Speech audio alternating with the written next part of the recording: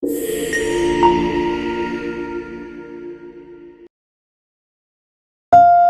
itu baru sadar sesuatu ketika suara takbir sudah lama hilang dari langit malam. Aneh, justru bukan saat Ramadan berlangsung ia merasa takut, melainkan setelah semuanya selesai.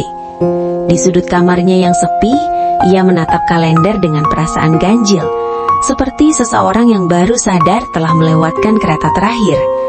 Dadanya terasa penuh, bukan karena kenyang makanan, tapi karena kenangan hari-hari suci yang kini hanya tersisa bayangan. Ia bertanya dalam hati, kenapa penyesalan selalu datang terlambat, seolah sengaja menunggu waktu yang tak bisa diulang lagi. Selama Ramadan kemarin, ia merasa biasa saja. Sahur dijalani sambil mengantuk, tarawih kadang bolong dengan alasan lelah, dan Al-Quran hanya dibuka ketika ingat. Ia selalu berkata masih ada malam berikutnya, masih ada hari berikutnya, masih panjang waktunya. Ia seperti orang yang punya dompet penuh, tapi menunda membeli sesuatu yang penting, yakin kesempatan itu tidak akan habis.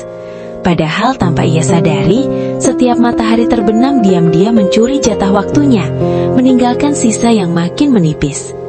Ia teringat satu malam, ketika azan Isya berkumandang, tapi ia memilih tetap rebahan menatap layar ponsel. Dalam pikirannya waktu itu, satu malam terlewat bukan masalah besar, toh Ramadan masih lama. Ia bahkan sempat tertawa melihat video lucu, sementara di luar sana orang-orang berjalan ke masjid membawa sajadah. Malam itu terasa ringan dan santai baginya, tanpa rasa bersalah sedikit pun. Kini kenangan itu justru seperti duri kecil yang menusuk pelan, membuatnya tak nyaman setiap kali mengingatnya. Ada juga hari ketika ibunya mengajaknya membaca Al-Quran bersama selepas subuh. Ia menolak halus, bilang ingin tidur lagi karena semalam begadang. Ibunya hanya tersenyum dan berkata tidak apa-apa. Senyum itu dulu terlihat biasa saja, tapi sekarang terasa berbeda di ingatannya. Seperti senyum orang yang tahu sesuatu yang belum ia pahami.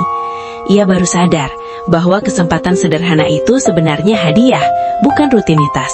Dan hadiah yang ditolak seringkali tidak datang dua kali. Ramadan berlalu cepat, lebih cepat dari perkiraannya.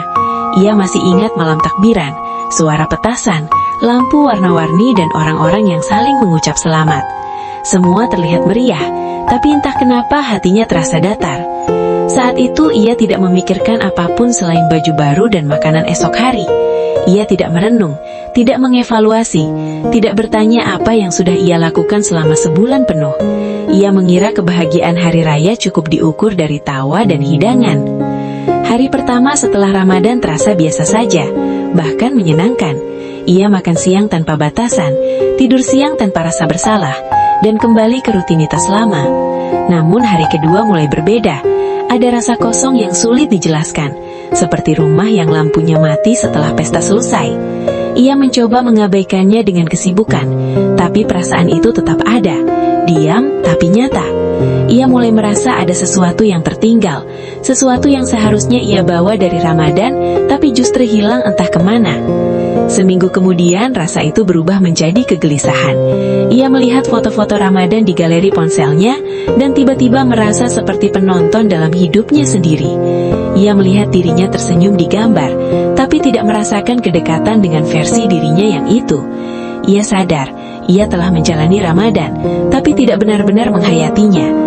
Seperti seseorang yang hadir di kelas sepanjang semester, namun tidak pernah benar-benar mendengarkan pelajaran. Suatu malam ia duduk sendirian, tanpa musik, tanpa notifikasi, tanpa distraksi. Hanya ada suara kipas dan detak jam. Dalam keheningan itu pikirannya mulai jujur.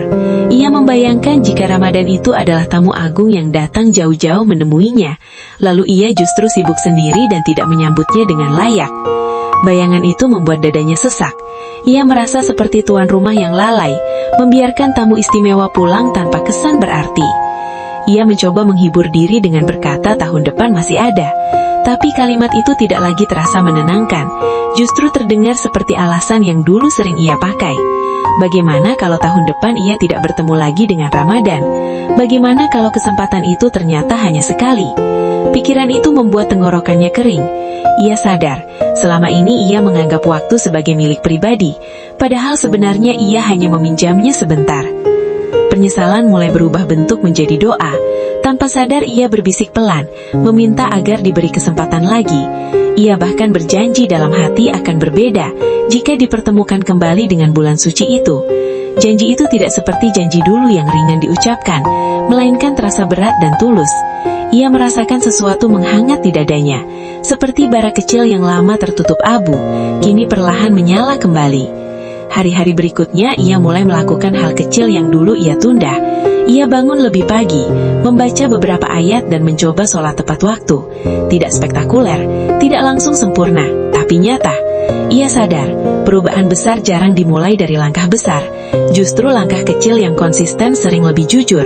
Setiap kali ia melakukannya, ia teringat Ramadan yang telah pergi, bukan untuk disesali lagi, tapi untuk dijadikan guru yang diam. Suatu sore ia melihat anak-anak bermain bola sambil tertawa lepas. Entah kenapa pemandangan sederhana itu membuatnya tersenyum.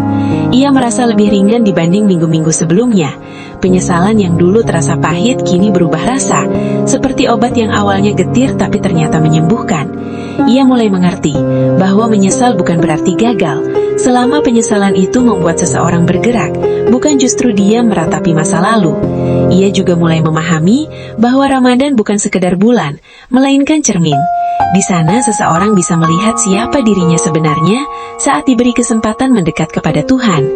Ia menunduk, mengingat dirinya yang dulu melewati hari-hari suci itu dengan santai. Namun anehnya, ia tidak lagi membenci versi lamanya. Ia justru bersyukur pernah menjadi orang itu, karena tanpa kesalahan, ia mungkin tidak akan pernah belajar arti kesempatan. Malam itu ia kembali menatap kalender, sama seperti hari ketika penyesalan pertama datang. Bedanya sekarang perasaannya tidak sesak lagi. Ia masih berharap bisa bertemu Ramadan berikutnya, tapi bukan dengan putus asa. Harapannya kini terasa tenang, seperti seseorang yang sudah menyiapkan diri sebelum tamu datang. Ia tahu ia belum sempurna, tapi setidaknya ia tidak lagi acuh.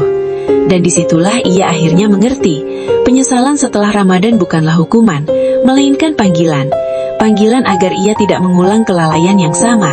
Panggilan agar ia hidup lebih sadar sebelum waktu kembali mencuri kesempatan. Ia tersenyum pelan, menutup kalender lalu berbisik pada dirinya sendiri, bahwa jika suatu hari Ramadan datang lagi, kali ini ia tidak akan membiarkannya lewat begitu saja.